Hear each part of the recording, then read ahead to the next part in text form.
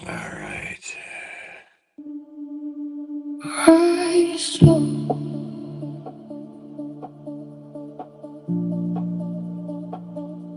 rise slow.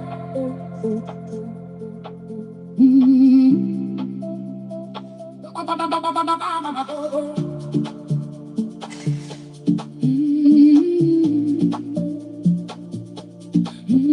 Rise slow. No, no, no, no one saw the nights I held my ground. No one heard me when I made no sound. I didn't need the light to find my way. I just kept moving through the dark each day. Not fast, not loud, not for the crowd. Just real, just deep, just mine to keep. I rise slow, but I rise strong. Every scar I carry made me more. I rise slow, but I rise strong. Took the time it took, now I belong.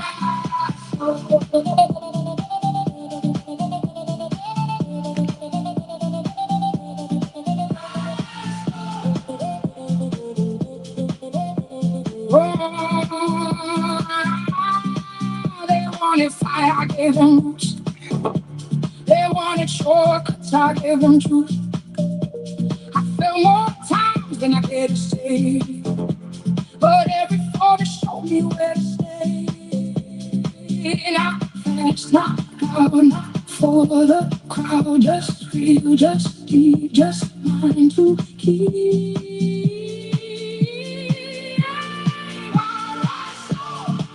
Right, so every scar I carry made me more. I rise slow, but I rise strong. Took the time it took, now I belong. Rise slow.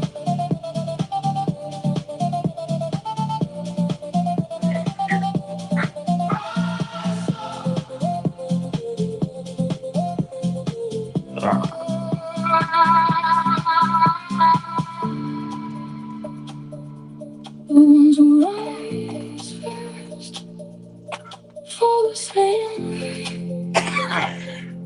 The ones who rise slow are built to stay.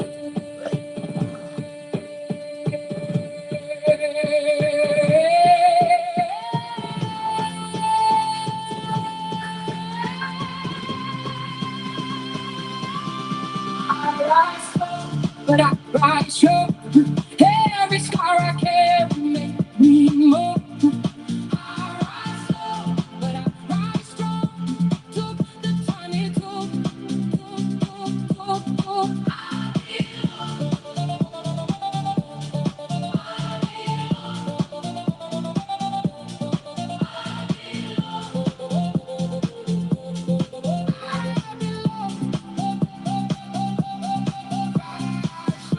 Still rising, rise slow, still here.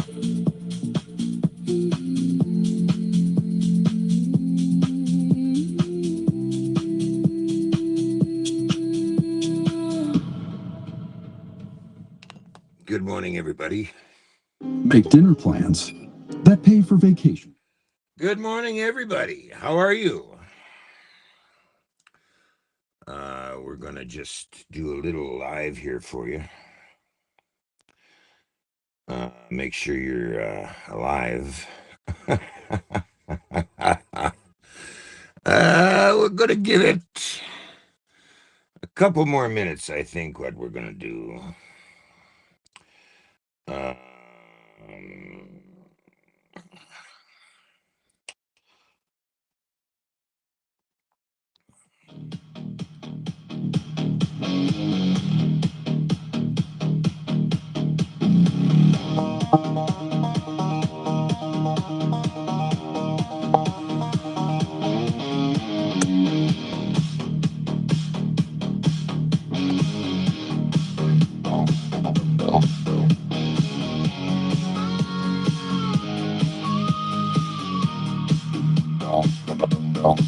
pack my bags before daylight.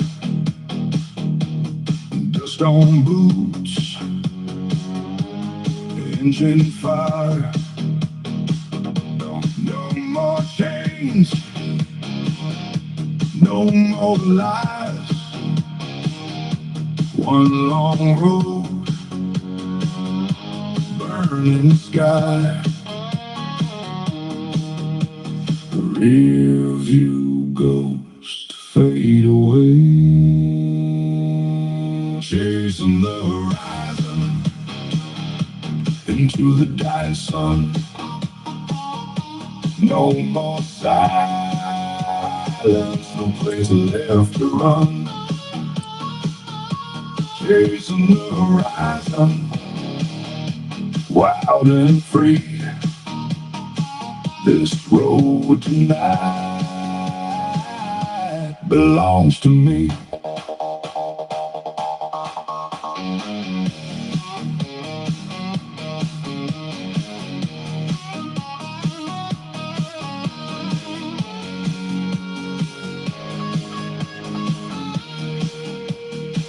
Your city lights fall behind,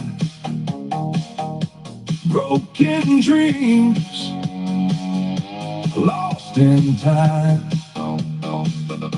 Mustang screams through the rain.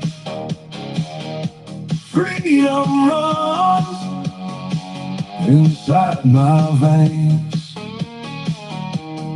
Every scar built this soul, chasing the horizon into the dying sun. No more silence, no place left to run. Chasing the horizon, wild and free. This road tonight belongs to me.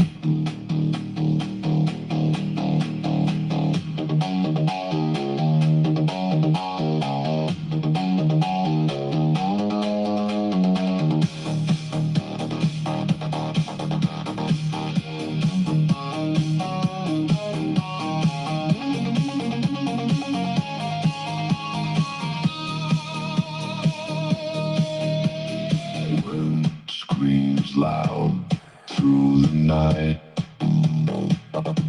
Hands on fire, eyes blue bright.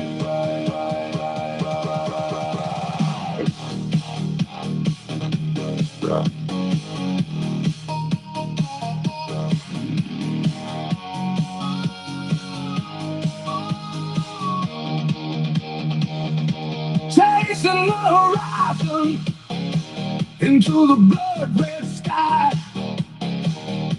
Born in an outlaw, too damn wild to die.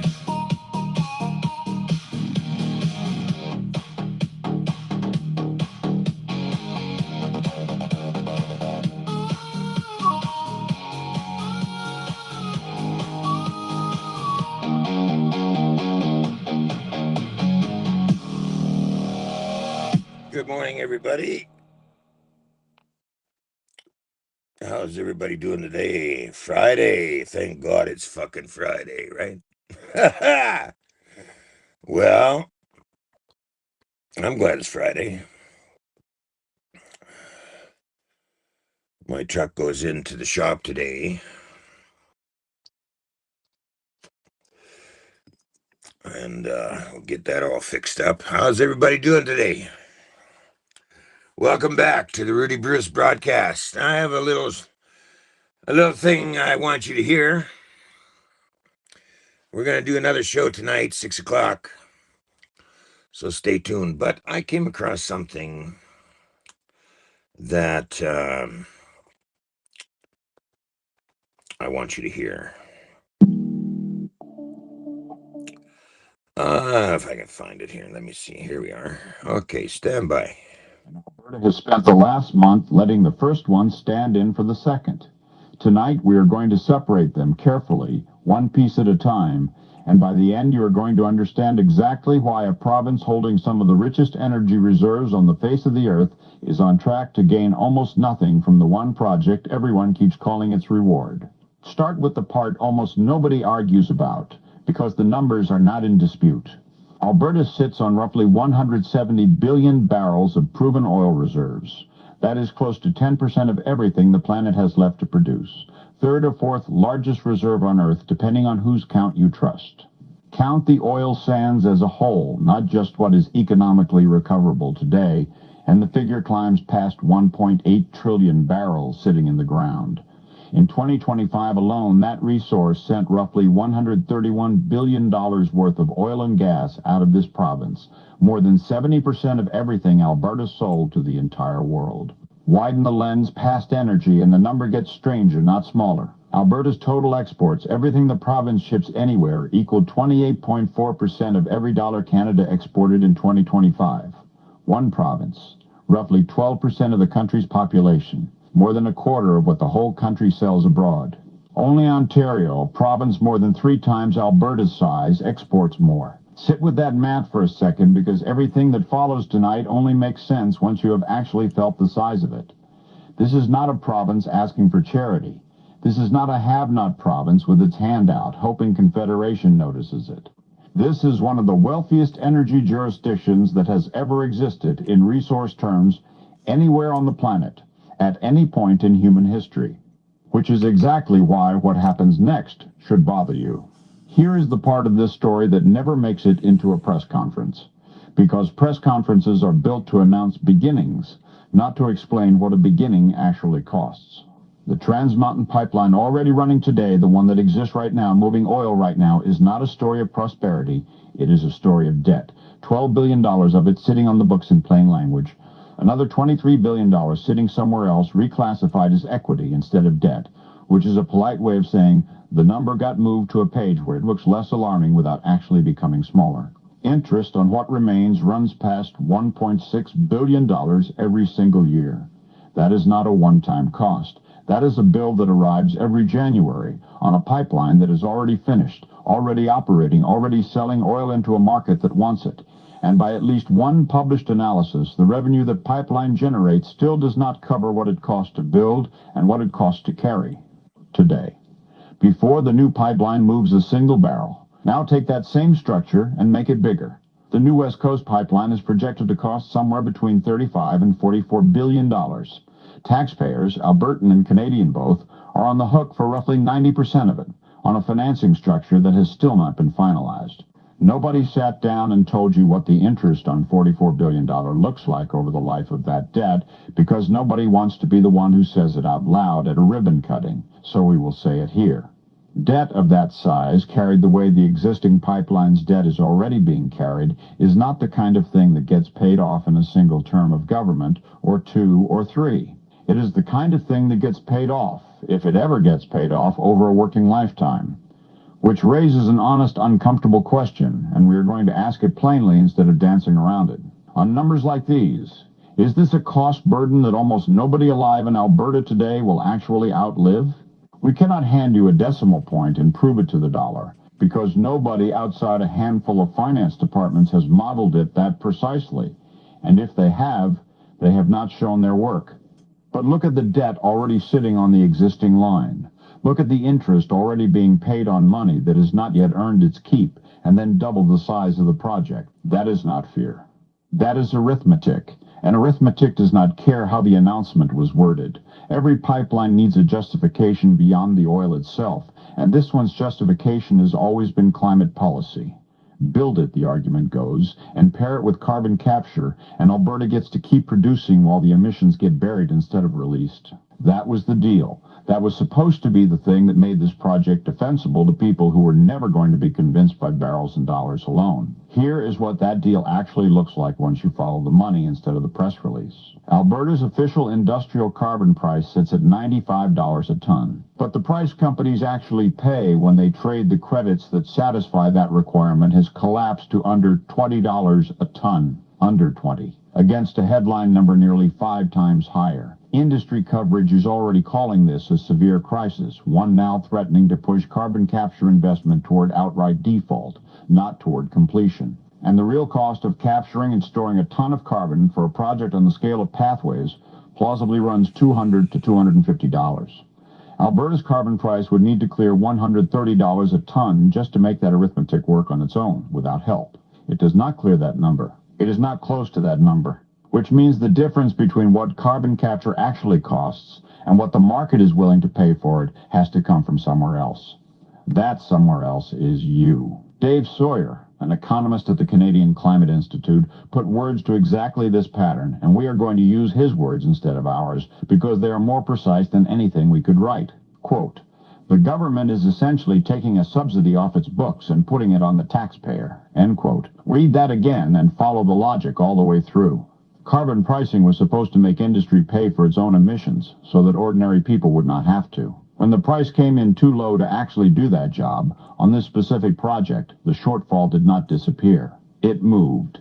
It moved off the price of the product and onto the province's own books, which means it moved onto you, the same taxpayer who is already carrying 90% of the pipeline itself. Same bill, different page, same signature at the bottom, and it is yours. If you want to understand exactly how lopsided this arrangement really is, you do not need an economist. You need to read two documents side by side and look at nothing but their names. British Columbia signed something called the Canada-British Columbia Cooperative Prosperity Agreement. Read that name slowly. Prosperity.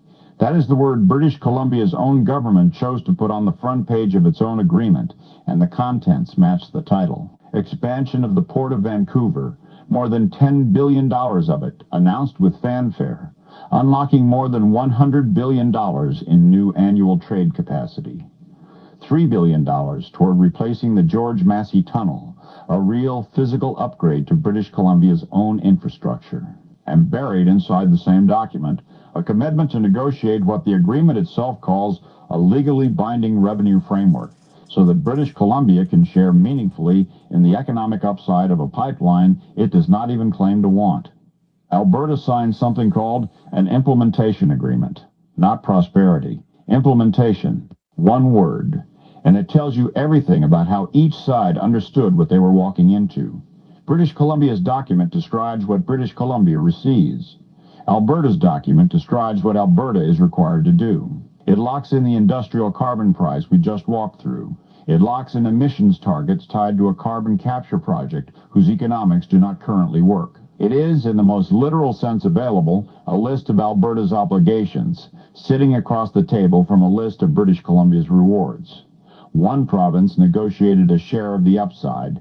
The other negotiated the conditions attached to producing it in the first place. If you read only the titles of those two agreements, without reading a single clause inside either one, you would already know which government walked away from that table having won, and which one walked away having agreed to a homework assignment. Now put the debt and the agreements together, because separately they are frustrating, and together they are the whole story. British Columbia's payment is structured as an annual payment from the pipeline's operator, straight to the government of British Columbia. That is not a share of profit. That reads like an operating cost, the same category as insurance, the same category as maintenance, the same category as anything a pipeline has to pay, simply to keep running, whether the project is in the black or $40 billion in the red. Costs like that get paid first. Always. That is not opinion. That is how every cash flow and every major infrastructure project on this continent is actually structured.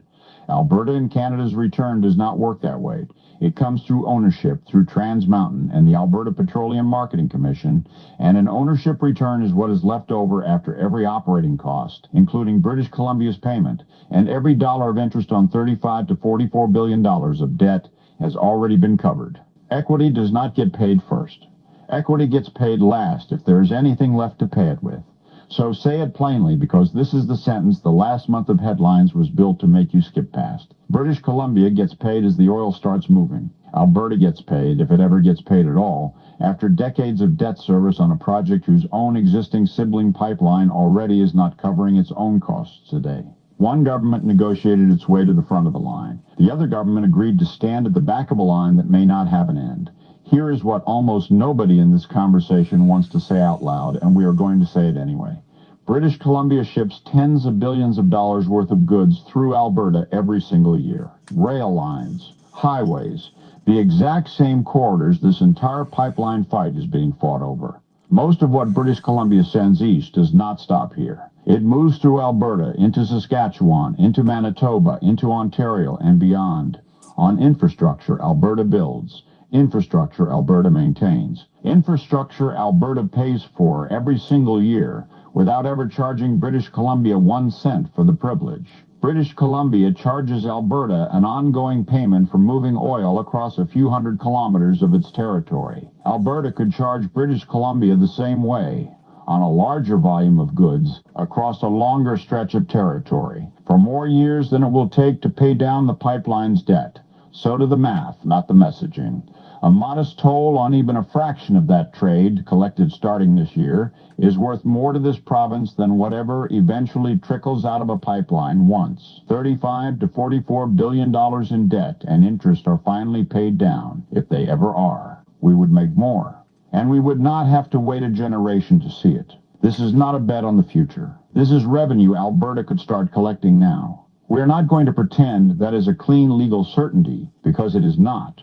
And pretending otherwise would make us no better than the press releases we have spent this entire episode picking apart. Section 121 of the Constitution and the Supreme Court's Comeau ruling make an actual toll on interprovincial goods a genuinely contested legal question. British Columbia would fight it, almost certainly in court, and the outcome is not guaranteed.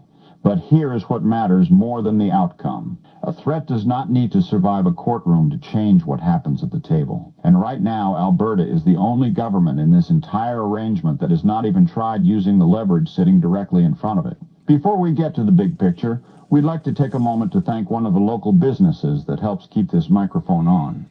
Fresh and local markets and kitchens. In this day and age, a lot of folks have forgotten what a real grocery store feels like. 9 years ago, a couple in Calgary decided to remind them. They opened Fresh and Local in Avenida Village, and they built it the old way. Local, honest, affordable. 275 local producers, 38 culinary kitchens under one roof, bakers, florists, hot sauce makers, farmers, all neighbors. 5 times voted Calgary's best farmers market, because that's what happens when the owner still learns your name. If you're looking for real food made by real people close to home, give the team at Fresh and Local Markets and Kitchens a visit in Avenida Village and bring your grocery basket when you go. You can also find them at freshandlocal.ca to learn a little bit about each one of their products and for their upcoming events. When you support local businesses that take pride in their work, you're helping build stronger communities, one meal at a time. Now, here's the big picture. This pipeline is, officially, a project of national importance. Say the sentence again slowly and notice what it does not say. It does not say provincial importance. It does not say Alberta importance. It says national. And national is a word Ottawa gets to define on Ottawa's terms, with Alberta's resource and Alberta's risk sitting underneath it, because that is what we have actually walked through tonight. A province holding 10% of the world's proven oil reserves and more than a quarter of everything this country exports, financing 90% of its own reward on the existing pipeline that does not cover its own costs. A carbon policy that was supposed to make industry pay its own way, quietly rewritten into a subsidy the taxpayer covers instead, in the words of the economist who watched it happen. 2 governments, 2 agreements, one titled prosperity and one titled implementation.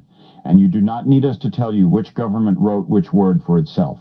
A payment structure where British Columbia is paid first, as an operating cost, and Alberta is paid last, if ever, as whatever is left over. And sitting the entire time, unused, a source of leverage Alberta already has, right now, this year, in the tens of billions of dollars of British Columbia's own trade moving through Alberta's own territory. Different agreements, different priorities, different negotiating positions. One province built a deal with something in it for its own people. The other signed a deal that asks a great deal, and on the numbers as they stand tonight, delivers close to nothing back. So here is where this actually has to land. Either Premier Smith goes back to that table, with Ottawa on the carbon conditions that turn this project into a taxpayer liability, and with British Columbia on a toll of Alberta's own. Not a threat. a bill, starting now, or this project gets scrapped before one more dollar of debt is added to a pipeline that has not yet proven it can pay for itself. That is not an ultimatum for the sake of drama. It is the same standard Alberta would apply to any project this size brought by anyone else, asking for this much of its money on this little proof that it comes back. Prove the numbers work, or do not build it. And now you see the big picture. If you like this episode, click that bell at the top right corner of your screen to follow us for daily. Okay. Now, I wanted you to hear that because this carbon bullshit, the net zero, the Trudeau climate change bullshit, and Carney's carrying on of bullshit regarding the carbon capture and all this bullshit regarding the pipeline that everybody wants to run through British Columbia. Guess who's going to be paying for it for a fuck of a long time? That's right, Canadians. After the billions and billions and billions of dollars that the governments have been shipping out of this country, on comes a major project for Alberta. And this is also before the Alberta independence movement has ever really reached a second level. Their plan is to really fuck the fuck out of you, tax-wise. Now, I'll tell you this, okay? Because Premier Danielle Smith has really been playing both sides of the fence here. All right? And it's time you really wake up to this in Alberta and British Columbia. Because their plan is to put you all in Alberta on the hook for billions of fucking dollars before you even got your independence. Not that I'm saying it's a bad thing. I'm saying the person in the office at the moment is gearing up for that day. And it's not in your favor. So we've got a problem. They're already gearing up to stab you in the back before he even puts your fucking signature on a piece of paper. And this is unfair. Because this carbon capture bullshit is total bullshit. This climate change bullshit is really a lot of bullshit. You don't have carbon capture or carbon tax in the United States or any other country in the world. Good morning, Kevin. How are you doing? Good morning. Can you hear me, Rudy? Yeah, we're live right now. Oh, okay. I'll watch the show. Sorry about that.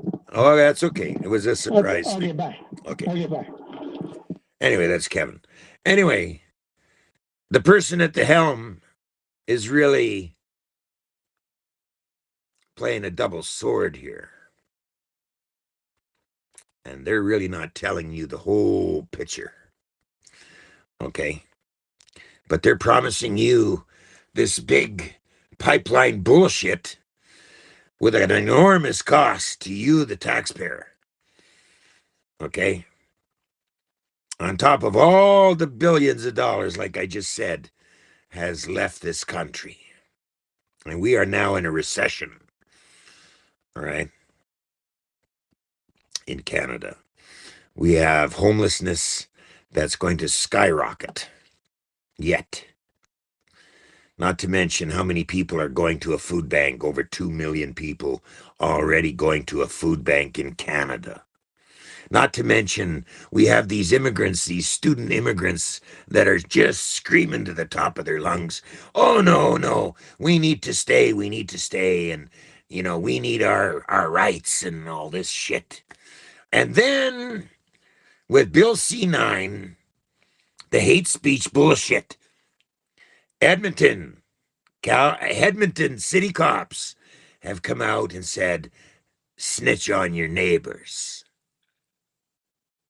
over your fundamental right that's always been in Canada as far as free speech is concerned. Oh, yeah, they put it up on the buses and the whole 9 yards, okay? All right? They're really wanting to test the waters in courts to set precedent. In courts now, they're looking for cases, okay, to set precedent over what exactly the fuck is hate speech. That's what they're doing.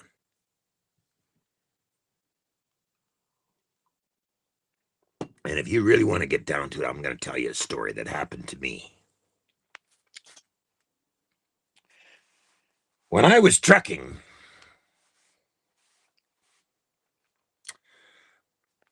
I was trucking for a guy who actually was an immigrant. And we were not seeing eye to eye as far as the money structure of what I'm getting paid.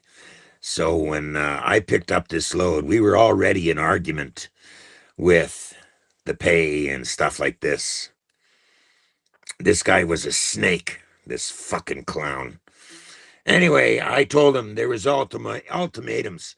If you want me to deliver this fucking load, you better be putting some fucking money in my account, okay? Well, this guy fuck around.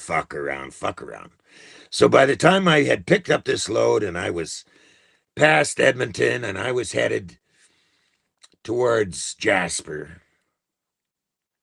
halfway through, this guy totally pissed me off, okay? I said, okay, that's it, motherfucker. So I turned that fucking truck around and I parked that truck in Edmonton. Walked away. Locked it up, gave the keys to the Flying J attendant, and I said, here you go, motherfucker. Come and get your own fucking load. So what happened? The Edmonton City cops charged me with stealing a tractor trailer.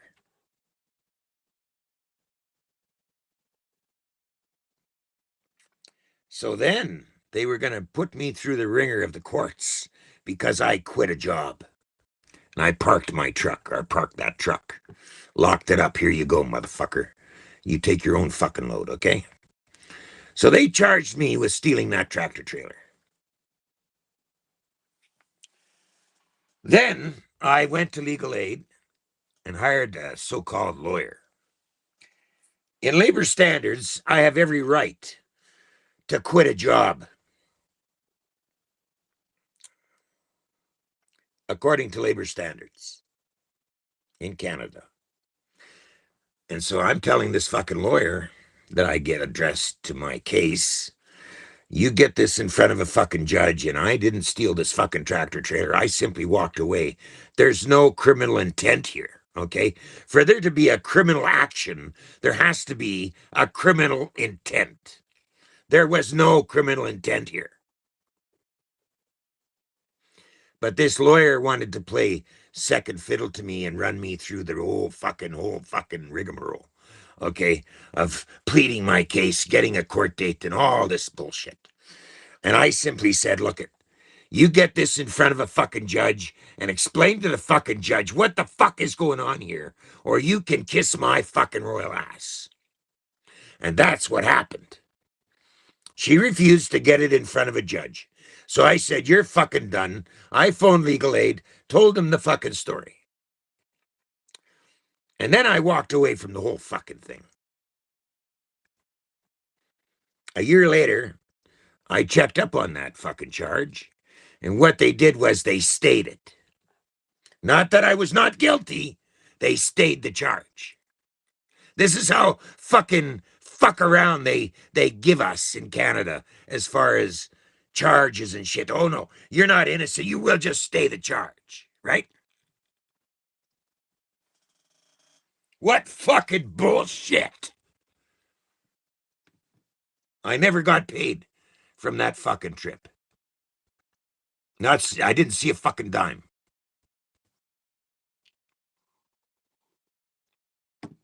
Or the other fucking work I did for this clown. Right? And I quit. Walked away from that truck. I left it sitting in a Flying J parking lot, locked up. Here's the fucking keys. Have at her, bitch.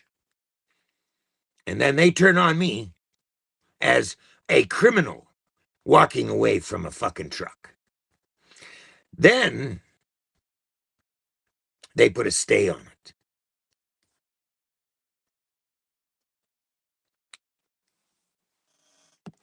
This is how dirty us fucking truckers were treated in this industry in Canada. So I fought back. I said, look at motherfucker. You know, you want me to drive a truck, then you're going to fucking pay me. Enough of this fucking scatting on the fucking pay structure once the load's done and all this bullshit, right? That's just one story. But anyway, getting back to this hate crime shit. Oh yeah, the Edmonton city cops are a dirty bunch of cocksuckers, okay? You want to talk about hate speech? That's my opinion, okay? You Edmonton fucking cops are fucking dirty fucks, okay? Same with Calgary. You guys, too, have a good track record of being dirty fucks. And that's how they fuck with us in this country. They set these cops on our asses, okay? Not following the law. Oh, no, they make it up as you go. They want to find out where the threshold is in the courts regarding this hate speech bullshit. So they're out to set precedent in court. That's what it is. That's what that's all about. And Danielle Smith comes out and says, oh no, we're not going to enforce that bullshit. What does she do? She sits back and lets it happen. And that's not all. A few months ago, Danielle Smith rewrites the AISH program of the physically and mentally challenged people that are on AISH. In other words, social services, okay? Rewrites this whole fucking thing. She's expecting all these handicapped people to end up going back to work somehow. You prove to the government that you are, you know, incapable of this and that and whatever the fuck. So she reread it, and everybody's got to reapply the whole fucking 9 yards. In other words, they're making less money. They're going to get less money on AISH as a result of this fucking turnaround bullshit. Okay. You've got people in Calgary that have been homeless for more than 5 fucking years. My one person I know of in Calgary, just now, after being homeless for more than 5 fucking years in Calgary, just now gets an apartment, a subsidized apartment. Just now. She moves in today. All that time staying at that fucking drop-in center in Calgary that looks like a fucking prison with steel toilets and steel fucking where everything is just like you fucking walked out of a jail cell and into another fucking jail cell, only without bars on it. This is how low class they're treating homeless people in Calgary. Not to mention the people in Edmonton. If you get caught sleeping in your car, for fuck's sake, it's a $250 fucking fine. This is the bullshit that people are undergoing in Edmonton and Calgary.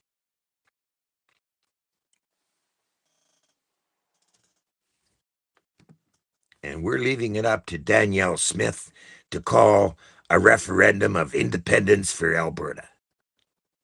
Right? Not telling you the full facts of this multi-billion-dollar fucking carbon capture bullshit addressed to this pipeline. Oh no.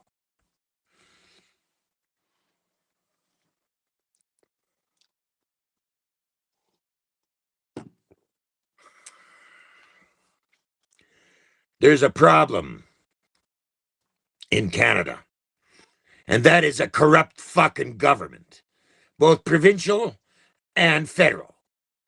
And they're after us, okay, with nitpick charges with no fucking victim. Oh no, you said the wrong fucking thing. You said the wrong fucking thing on social media.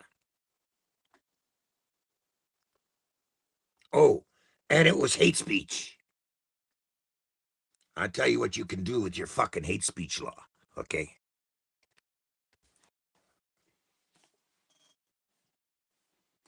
You don't fucking control what I say, or how I say it, or my opinion on how I want to put it. That's my fundamental right as a human fucking being, okay? That's not up to your fucking government bullshit to tell me what I'm allowed to say and how I'm allowed to say it. What bullshit! And then they're gonna take the money off your backs just for being alive.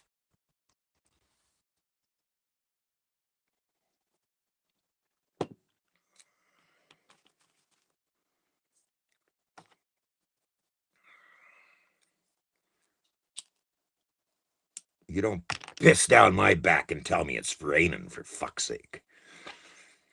You Canadians gotta wake the fuck up. Start understanding what the fuck is going on in this country. Because they're after you. What do you think these AI data centers are for? We gotta wake up. People are standing up against these AI data centers in Canada. There was a major protest in northern Alberta and one in Vancouver, and we're just getting started. But I'm telling you something, ladies and gentlemen, you better start paying attention to the politics in this country, whether you like it or not, because this affects your children. And then that's not all of it. Because there's a lot of shit happening in the United States. A lot of shit, which I'm going to get into in the show tonight. At 6 o'clock or 7 o'clock, British Columbia time, I'm coming back on again.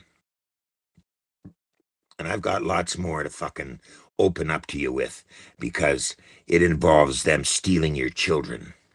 In the United States, it's a multi-billion-dollar fucking business stealing their children. Okay? Not to mention all the other shit that's going on. You know what I mean? I mean, it looks all glossy and fucking fine on the outside. But when you really look into shit, okay, it's not so glossy and fucking shiny and all that shit. Okay? You're so busy keeping up with paying the bills, you can't really look at this because you're too busy trying to keep up and stay out of homelessness, right? This is not over yet, ladies and gentlemen, okay? What I'm trying to get across to you. These motherfuckers, okay, in government are out there to fucking screw you up the ass, and it also goes into the food products. You know, the what do you call it? The lab grown meat, okay? And the rest of it? Oh yeah, we're gonna have a good show tonight. So you stay tuned. Because tonight, I'm gonna give you the rest of the story.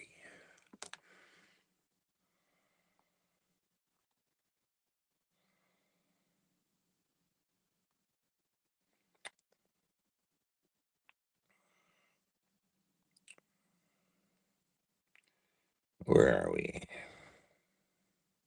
Allergy symptoms. You feel terrible. Shit, fucking commercials. Fuck. I don't pay for. I'm not monetized. I say what I fucking feel. So, whatever. You know. And before I go, I made a comment about the fact that my truck goes into the shop today to fix the springs, and that's my cost, not your cost. I'm not even asking my viewers to help me with that cost or fuck all. Okay. And here's the fucking snot little comment that comes out. I forget who gave it to me, but said, "Oh, you're just building up to put that on your viewers, get your viewers to pay for your truck." And I simply said to the guy, "Look, buddy, that's not happening. Okay, that's my cost. Okay, not my viewers' cost, right? Like, you know, some of the people out there just love to fucking give a dirty comment. Some people, okay? But for the most part, I get a lot of good comments, right? But then I get these assholes that want to come into the chat, and I'm not blocking them anymore. I'm not doing any of that shit anymore. You know, you want to make a stupid fucked up comment. It shows who you are, all right? Because I'm done with chasing you down and blocking you and all that fucking bullshit. I'm not doing it anymore. I don't give a fuck, okay? So have at her, baby.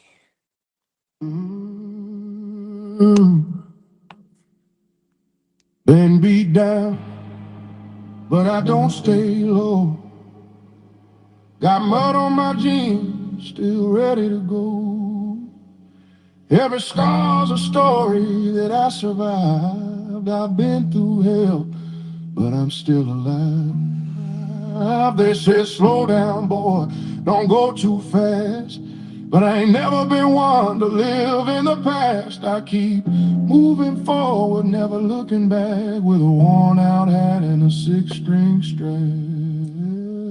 You can kick rocks if you don't like how I talk. I'm gonna keep on talking and walk my walk. Ain't changing my tone, ain't changing my song. I was born this way, been loud too long. You can hate my style, you can roll your eyes, but I ain't slowing down. I was born to rise, so kick them rocks if you don't like how I talk. I'm gonna keep on talking and walk my walk.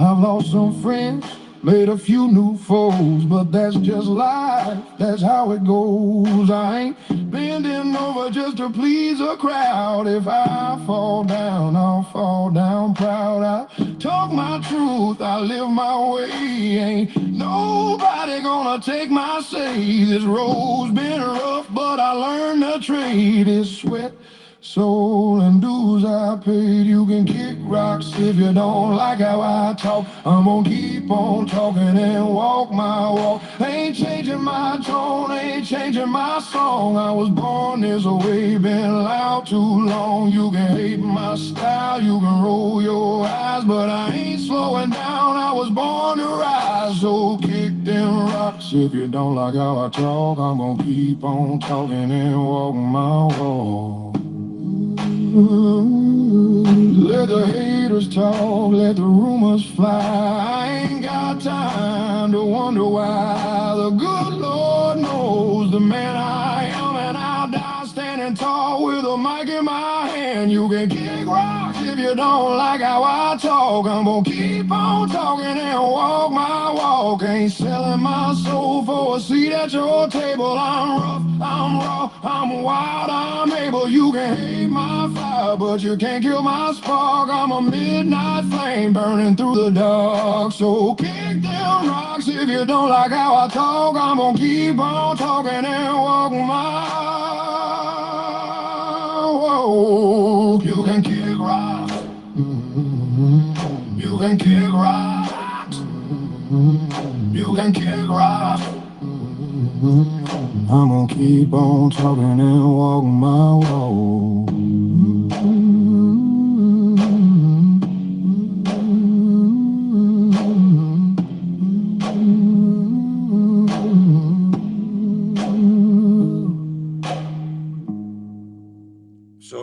gentlemen, join me tonight at 6 o'clock. I hope it's 6 o'clock. I've got a truck going in the shop today, so it might be 7 or 6:30, but somewhere after 6, watch for the show.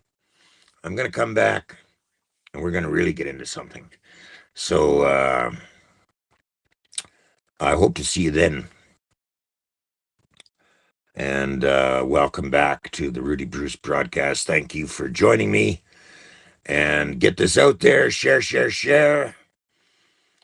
And I'll see you then. Till then, I hope you have a great Friday.